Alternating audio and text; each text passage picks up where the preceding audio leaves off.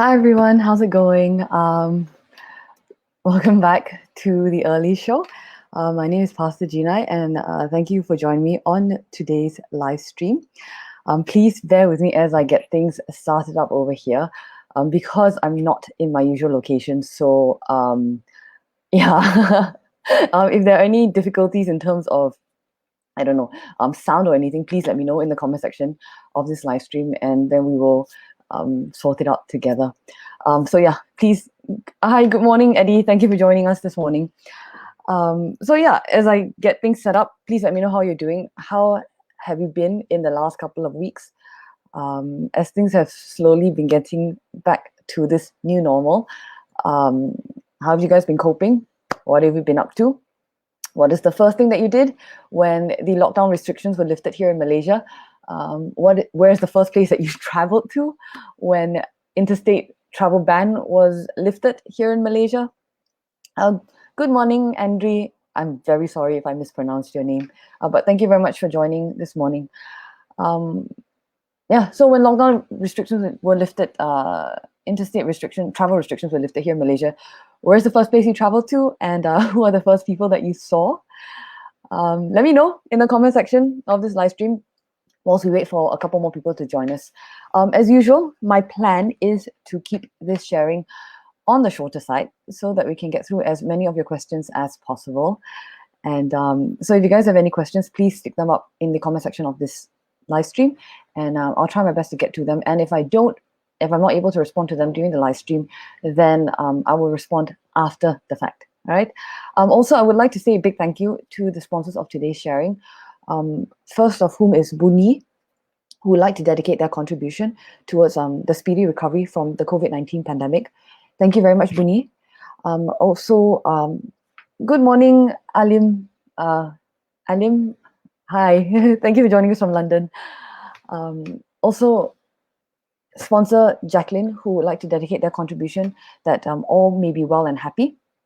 And a very supportive, anonymous sponsor who has been supporting the show for a very, very long time, who would like to dedicate their contribution towards all beings' liberation from suffering and towards the attainment of compassion, wisdom, and true happiness. So thank you guys very much for your continued support of these programs, not just mine, but everyone else's as well. Now, ordinarily, at this point, I will make a request. At this juncture, I will make a request for support, sponsorship of the show. But I also have an announcement to make today, which is that today's live stream, today's video, is the last early show episode for this year, for the foreseeable future. Who knows? So thank you guys very much for your continued support of this program over the last year. It has been very encouraging, and I hope that it has been beneficial, helpful somehow, and that you've taken away something from the shows. I have enjoyed making these videos for you, and I have enjoyed having you on these live streams, and I have enjoyed answering your questions, your very insightful questions, which actually show that you've been reading, that you've been learning, that you've been studying and engaging with the teachings, thinking about the teachings, contemplating and coming up with some fantastic questions. So I have really enjoyed doing these videos and having you guys on the live streams, all right? So speaking of live stream, good morning, King Hoy. Good morning, Jillian. Hi, guys. Thank you very much for joining us on the last episode of The Early Show. All right, so yeah, speaking of live stream, today, what I actually want to talk about is a quote that our Guru, His Eminence Sam Tuku Rinpoche, shared with us very often. And it's a quote that Rinpoche's guru, Rinpoche's own guru, His Eminence Khenso Rinpoche Jampa Yeshe, actually told our Rinpoche. And His Eminence Khenso Rinpoche Jampa Yeshe was the abbot of one of the great Tibetan monasteries known as Ganden Shatse Monastery, Gaden Shartse, Ganden Shatse Monastery. So His Eminence Khenso Rinpoche Jampa Yeshe said, why is it that you are surprised when things go wrong? It is the nature of samsara. This is samsara. In fact, you should be surprised when things go right. All right, so let's talk about that. Let's talk about that quote. As Buddhists, as spiritual seekers, as spiritual practitioners, why is it that we get upset when life is full of problems? Why is it that we react? Why is it that we fight what is happening in front of us? Why is it that we protest? Why is it that we resist? Why is it that we think, oh, things shouldn't be this way, life shouldn't be this way, I've done everything possible, why are there so many problems that keep coming up over and over again? Why is it that my life never excuse me, why is it that my life never seems to get any easier? Why is it that my life never seems to improve? Why is it that I'm constantly coming up with obstacles over and over again? All right, so now, if we're being completely honest, when I ask all of these questions, why do we get upset? Why do we resist? Why do we fight? Why do we protest? And so on. I'm not just asking you guys, all right? I'm going to be very, very honest here. I'm not just asking you guys because even I get upset. Even I react. Even I get annoyed and I get surprised when things don't go well or when things don't go according to plan, right? Honestly speaking, I get very annoyed when things don't go according to plan because you set everything up very nicely. You set up a schedule. You've done this, that, and the other. And you've prepared for the worst case scenario and still things go wrong. So yeah, I get upset. I do react. All of us do. Now, why is it that we get surprised? It may not necessarily be the answer that you want to hear, but it's the truth. And the truth is that we get upset and we get surprised when there are so many problems in life because we aren't practicing the Dharma and we aren't applying the teachings. If we know the Dharma and if we are applying the teachings, then we would never be upset, we would never get annoyed, we would never be irritated when there are problems and when there are obstacles and when there are issues that crop up in life, because we would have realized and understood the basis and the causes for these problems and these issues to arise. And we would know that there is no point in getting upset, and we would know that it's actually counterproductive to get upset and to get irritated and to react. There's no point. But having said that, we still do react from time to time. So before I continue, what I actually do want to say is that just because we are not applying the teachings all of the time, what Rinpoche told us is that that does not make us bad and that does not make us evil. It just means that we are people who are trying our best. It just means that we are people who are practicing. We're not people who have accomplished, but we are people who are practicing. We're people who are trying our best. We're people who are putting in effort. We are practitioners. All right. So each time we fail, each time we get upset, we shouldn't think, oh, I got upset that this problem arose in my life. I reacted when this problem arose in my life. So since I reacted, since I got upset, therefore there's no longer any point in me trying to hold my temper. There's no longer any point in me trying to control my mind because I already failed. We shouldn't think like that. What Rinpoche actually said is that if we fail that one time, it doesn't mean that we have to keep failing forever. It doesn't mean that we have to keep failing over and over again.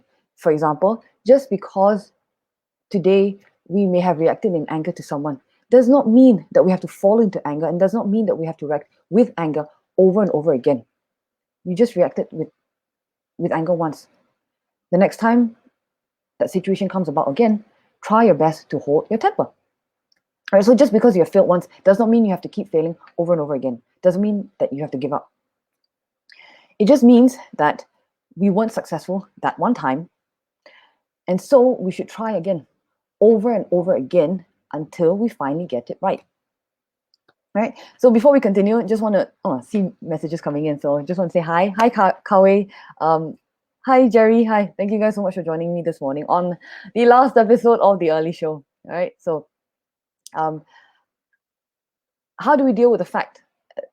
How do we deal with being surprised that life is so full of problems? First of all, we have to understand that we are not enlightened. We are unenlightened. We are not accomplished. We are not attained. That means that and that together with that, what it means is that we're not living in some kind of celestial abode or some kind of celestial paradise like Kachara paradise, right? Now, in places like Kachara paradise, what Rinpoche actually described to us is that these places are so wonderful because everything in a celestial abode like Kachara paradise is geared towards the practice of Dharma, is geared towards our spiritual development. Kachara paradise is the celestial abode of a tantric Buddha by the name of Vajrayogini, and it's what our organization is named after. All right, so first of all, recognize the fact that we're not enlightened, we're not attained, and we're not living in some kind of celestial abode, celestial paradise like a child paradise, where everything is geared towards our spiritual practice. What Rimshi explained is that even in a place like a child paradise, when the wind blows, it carries with it the sound of Dharma through the trees, so that all we're receiving all the time is Dharma. We're not living in a place like that. Where we are living is we are living in samsara. We're living in a place that's full of angry, full of jealous, full of bitter, envious, difficult, strange, unique, weird, interesting, different kind of people who all have their own agendas, who all have their own traumas, and who all have their own experiences. And so, of course, when we're living in a place like samsara, where there are all these people who, including ourselves, who are struggling with our anger, struggling with our depression, struggling with our jealousy, struggling with all of these things, of course, at some point, we will have problems, because, of course, at some point, we won't always see eye to eye with all the people who are around us. Of course, there will be conflict. Of course, there will be clashes.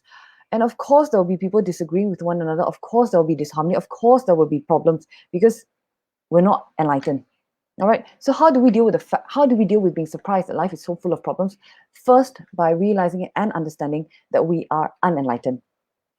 Second, how we deal with being surprised that life is so full of problems is by understanding and realizing the fact that just because we are in the Dharma does not mean, I'm so sorry, it does not mean that all of our problems and our obstacles and our difficulties will instantly go away. All right? How can our problems and difficulties and issues and challenges and all of these things suddenly disappear just because we have taken refuge and just because we say, I'm Buddhist, I've taken refuge in the Buddha, and I'll follow the Buddha's teachings? How is it that just because we have taken refuge, instantly all of our problems will disappear overnight? How is it that just because we have taken refuge, that instantly overnight we never have a single problem ever again? We have to meditate and we have to think, why am I experiencing these problems? Why am I experiencing difficulties in my life over and over again? I'm experiencing these problems and difficulties in my life over and over again because in the past, I've created the karma to do so. And therefore, I'm experiencing the results of my karma now. I've created the causes to experience these problems and these difficulties in the past. So we need to meditate and think like that. So us becoming Buddhist doesn't mean that we are automatically safe, doesn't mean that we're instantly safe, and doesn't mean that we will definitely never experience suffering anymore. Us becoming Buddhist doesn't mean that suddenly all of the karmic causes for our problems have instantly disappeared. Us becoming a Buddhist, you becoming a Buddhist, you being interested in the Buddha's teachings, you pursuing or studying the Dharma, practicing the Dharma, and taking refuge actually means that now we have an opportunity to do something about the problems and the difficulties that keep coming up in life over and over again. What opportunities are those? The first opportunity that we have after we've taken refuge is that we have the opportunity to do something about the karma that we've created in the past. So whether that is a purification practice, for example, by doing a lot of prostrations, or for example, by reciting or engaging in retreats of Doji Shukden confession prayer, or whether that means we get to create merit by engaging in practices such as making offerings to create more conducive conditions for ourselves in the future. By us taking refuge and by us becoming Buddhist, the first opportunity that we get to do something about the problems and the difficulties that arise in our life is we get to do something about the karma that we've created that are resulting in the experiences that we're having now. The second opportunity that we get is that we stop creating further karma by reacting to the results of our previously created karma. What do I mean by that? That means that whatever problems we're having now, if we apply the Dharma to them, to resolving these problems, then we won't create further karma through our reaction. And that's very important because it means that instead of us getting angry, It means that instead of us getting jealous that someone else at work gets a promotion over and above us and we don't feel that they deserve it, instead of us getting angry or jealous in a situation like that, we learn to rejoice for them. As difficult as it may be, we learn to rejoice for them. So what that means is that we don't create further karma from that anger or from that jealousy, which we will experience the results of in the future. So let me do a short recap.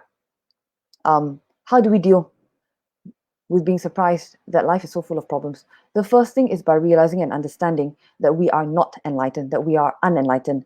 And therefore, by virtue of the fact that we are unenlightened and living in samsara, we are going to run into people, situations that are disharmonious, that have conflict, that have clashes, that we will have disagreements with. Things won't always be rosy because we are not enlightened. Second thing is, how we deal with being surprised by life's problems is by realizing, understanding the fact that just because we are Buddhists, just because we're taken refuge in the Buddha's teachings, just because we have committed to following the path, it doesn't mean that automatically, instantly, all of our problems will disappear overnight. What it means is that by taking refuge, we now have an opportunity to do something about the problems and the difficulties. First, by engaging in purification practices, by engaging in practices that create merit so that we experience conducive conditions in the future. We don't experience as many problems or difficulties in the future. Second, by not creating further karma, by reacting to the results of our previously created karma. Third, by when we take refuge, when we become Buddhist, when we commit to following the Buddha's teachings, the third opportunity that we get is we get to address the root causes of what creates karma for us. And that is our anger, that is our ignorance, and that is our desire. All right. So if you guys are familiar with the teachings, then that would mean that we get to address the three poisons: our anger, our ignorance, and our desire. Snake, rooster, and pig, in one order or the other. All right. Rinpoche has given teachings, very extensive teachings on snakes, roosters, and pigs. So I do encourage you guys to go onto YouTube, to go onto Rinpoche's blog, and to look up that very extensive teaching, or to go into Vajra Secrets and to look up the book.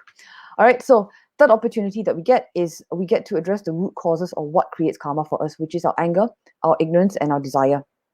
Which means that by taking refuge in the Buddha's teachings and by committing to following the path of Dharma, we have an opportunity to once and for all stop creating karma and therefore end the causes of us having these problems and having these difficulties arise in our life over and over again. Now, before I continue, a few more comments came in. Hi, Waiting. Hi, Albert. Thank you guys for joining. All right, this morning. All right, so just a quick reminder, this is the last episode of the early show for the foreseeable future.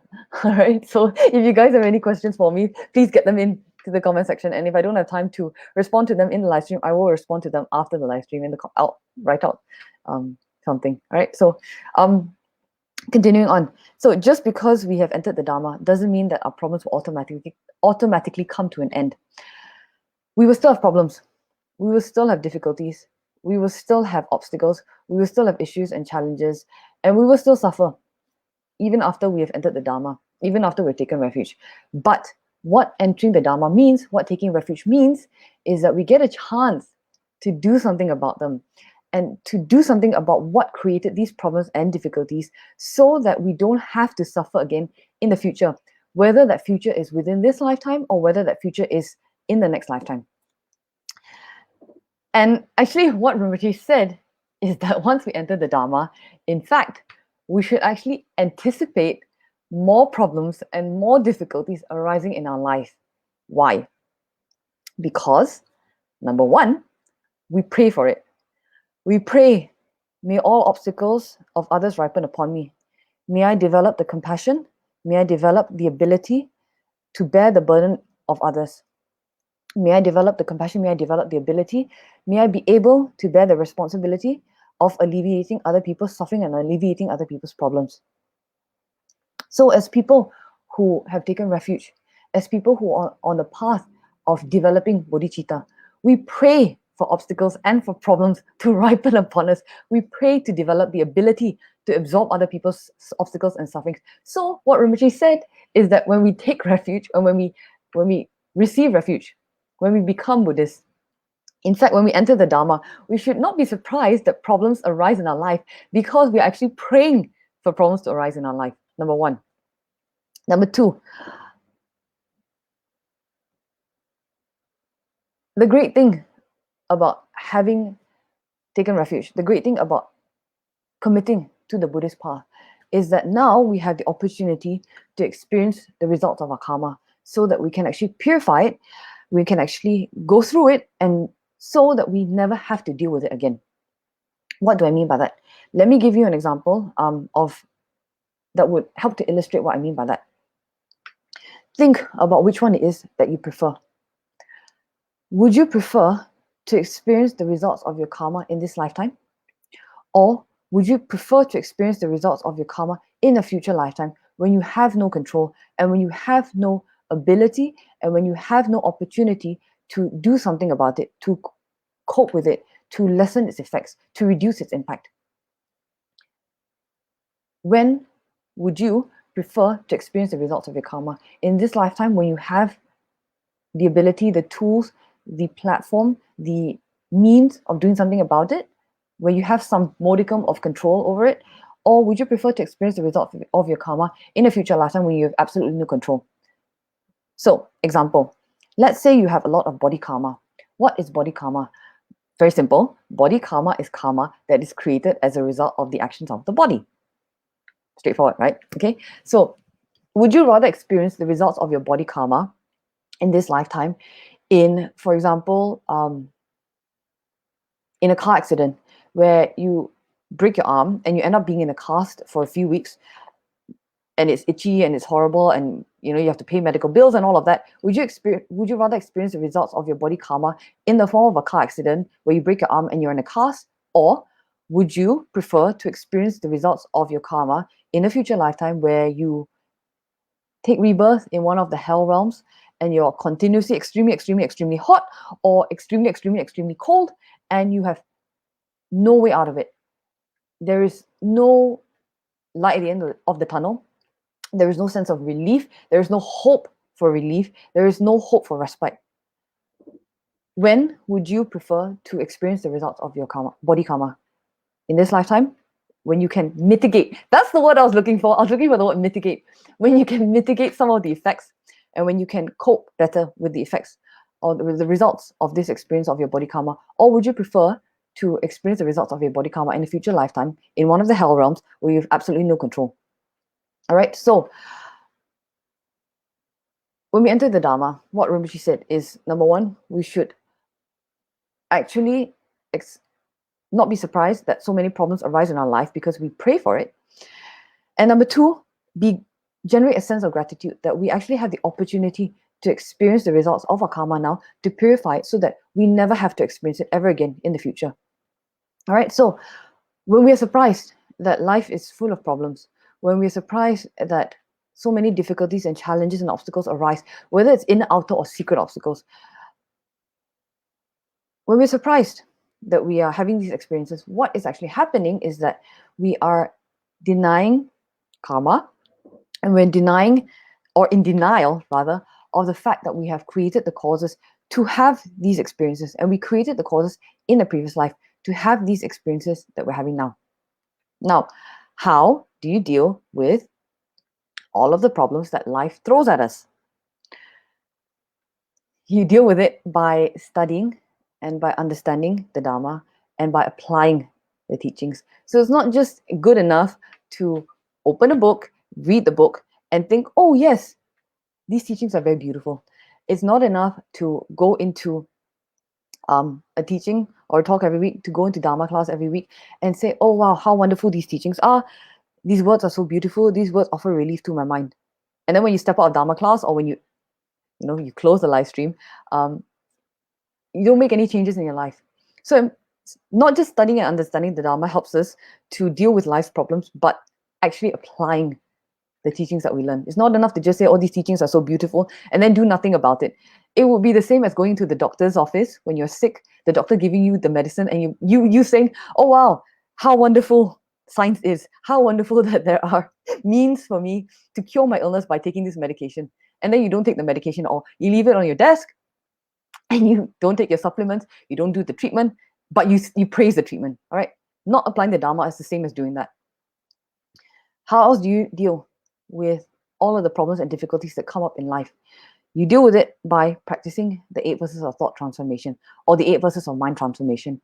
There is a Rinpoche has given a very extensive teaching about this in the past, which is on Rinpoche's blog. The blog title is 8 Steps to Happiness.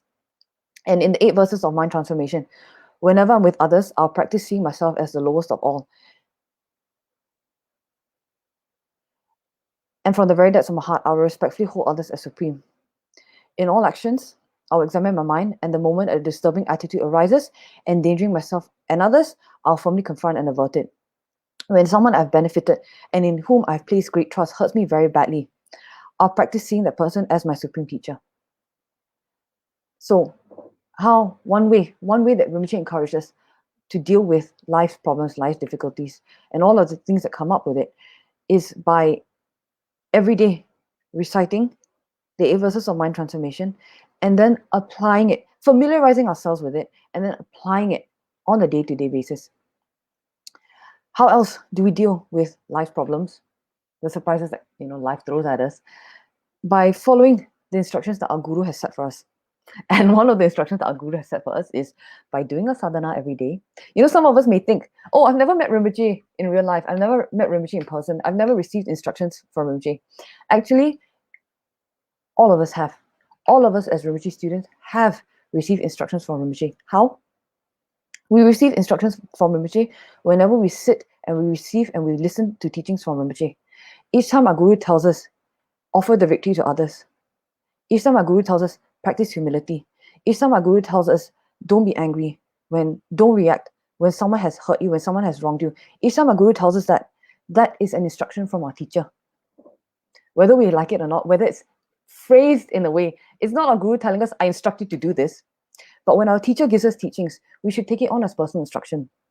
So how we deal with life's problems and the fact that we have so many challenges and issues in life is by taking on our teachers' teachings as personal instructions to ourselves. So we follow the instructions that our teacher has set for us. I'm sorry. I know that some of you guys might have been hoping for some kind of magic bullet where I tell you, okay, recite 108 Om Mani Padme Hums every single day. Sponsor this puja. I know that some people may be hoping for some kind of magic bullet to, instantly, oh, poof, all of our problems and difficulties are gone. But the truth is, when it comes to dealing with all of the obstacles that we have in our life, the only thing that is going to make it work is work. And the only thing that's going to help us is by consistent effort. That each time we fail, each time we find things difficult, each time we lose our temper, each time we react, each time we resist, each time we feel disheartened, each time we feel that we've lost hope, each time we feel, I can't go through this, I can't do this anymore, it's getting too much. Each time we feel and react like that, applying the effort consistently, rather, to the teachings, to applying the teachings. All right. So that's my sharing for today. Let's see what questions we have for this week. Okay. So Andrew asked, Pastor, I have a question. Let me just show up this question so that everyone can see it as well. Pastor, I have a question. If I want to practice something, for example, Kawang prayer or Ratna Shukden, Shidze, Sadhana, but have great difficulties to set up a proper offerings and altar, what must I do to eliminate the obstacles? Okay, Andrew, because there are no specifics given, and if you don't feel comfortable with elaborating or with giving details, you can message the Kachara Facebook fan page with your query, and the person who's administrating, the people who are administrating that account can forward it to me. But what I would say is start small. If you're not able to set up proper offerings or to set up an altar, start with just start. However you can, just start. Whatever space you have, just start. When I was in university, I lived in a room and no space for a proper altar, a big altar, right? No space for proper offerings. So what I used to do was I bought tatas, small statues, figurines of Doji Shukden, of Manjushri, of Lama Tsongkhapa. And I set up an altar. And because I didn't have space for a full set of water bowl offerings, I used to make like tiny origami offerings of like apples and like gold ingots, because I didn't have the funds to do it. I didn't have the space to do it. So I used to make small origami. Oh God, I can't believe I'm admitting this on live. But I used to make small origami offerings and offer it on the altar, visualizing that they are real, because that was what I could afford at the time. If you can't afford a tata, if you can't afford a small statue, start by printing out one of the free images that are available on Rinpoche's blog, and start there. If you can't even do that, then what Rinpoche said is every single day, whenever you feel yourself reacting, or whenever you feel your mind going up and down, whenever you feel that you are having so many difficulties and it's very, very hard for us to generate the will, generate the encouragement, generate the motivation for ourselves to go through with it, Rinpoche said immediately stop, think, visualize, focus, and recite Doju Shukden's Kanshak 3 times. As soon as you feel your mind going up and down, as soon as you feel your mind being unstable, as soon as you feel your faith wavering, as soon as you feel like I can't go on, I need help, I need support, immediately stop and recite Doju Shukden's Kanshak 3 times. With full faith in Doju Shukden to help you, with full focus. Don't sit there and recite Ganshik and think about lunch, think about dinner, think about how. Rinpoche said immediately stop, focus, and recite Doju Shukden's Kanshak. All right, so since there are not many details in your question, which I understand you may not be comfortable in sharing, how I would answer your question is by saying just start. However you can, just start by whatever is within your means. If you can't do a 3-foot statue, do a 1-foot statue. If you can't do a 1-foot statue, do a 5-inch tata. If you can't do a 5-inch tata, print out an image. If you can't offer a full set of water bowl offerings, offer one. If you can't offer an entire buffet course, offer a bowl of food, offer a portion of your food every single time you sit down to eat a meal. All right, so I hope that's answered your question. Your second question.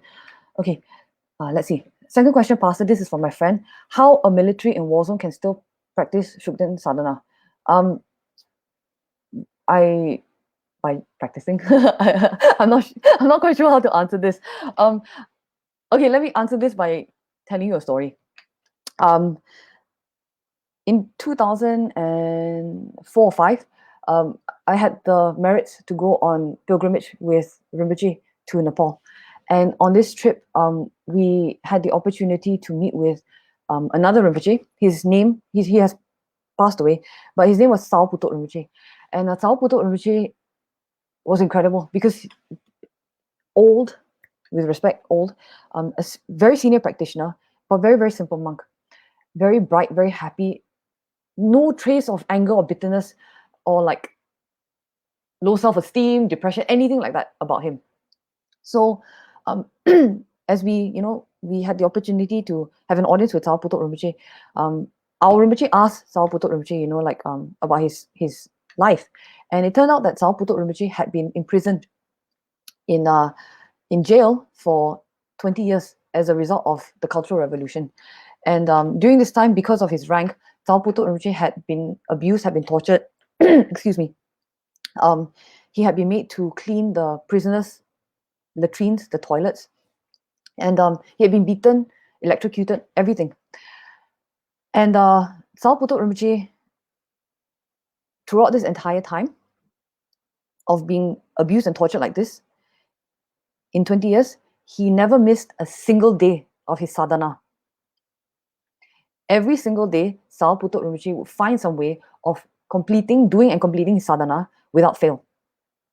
And Sao Putot Rinpoche told us, if other prisoners saw me reciting my sadhana and doing my sadhana every night, they would report me to the guards and then I would get beaten and my punishments would increase.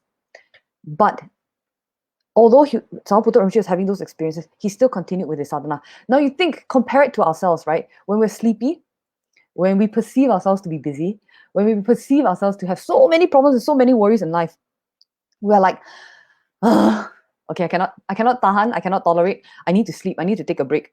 I'll do my sadhana tomorrow, or I'll do a condensed, reduced version of my sadhana. I'll go to the back section of the diamond path and I'll do the condensed version of the diamond path. I won't do the full one because I'm so tired. I've had such a busy day. I've had such a bad day. I can't think about doing my sadhana right now. You compare that with someone like Salputot Rinpoche, who was being beaten and electrocuted with cattle prods, who was being made to clean hundreds of prisoners, a toilet that was being used by hundreds of prisoners, who was beaten every time people saw him doing his sadhana. Every single day for 20 years, he still did his sadhana. And we asked him, like, how? And he said, oh, I just had to figure out a way to be able to recite without moving my mouth too much. I just had to figure out a way to recite, to do my visualizations without other people finding out. And he just said it like that. All right, so what I want to say by sharing that story with you, or sharing that experience with you, is that where there's a will, there's a way. What Rinpoche always told us is that if you want to do it, you'll find a reason to do it. If you don't want to do it, you'll find an excuse to not do it. Okay, so I hope that has actually been able to answer your question, Andre. All right, there's a comment here from Waiting. We're so fortunate that we can still hear Rinpoche's teachings through YouTube or through short video clips on Facebook. Sometimes when I face problems, it's so coincidence that some teaching that's related to handle my problems will pop up on Facebook or YouTube. I know exactly what you mean, Waiting. And sometimes it's not necessarily things that are being shared on Rinpoche's Facebook, but things that are being shared by Rinpoche's students on Facebook, in other places on Facebook, right? So, and they come up at like the most opportune times, and you're like, oh, wow, I was not expecting that to happen. All right, so yeah, I know exactly what you mean. And also, good morning. Thank you for joining us. Good morning, Ziying. Good morning, Mike. Hi. Hi, Pastor Shin. Hi, Dao Shing. Hi, Huyen. I'm so sorry. I tried my best to learn how to pronounce Vietnamese names, but please forgive me if I mispronounced your name. And good morning, Shumaria.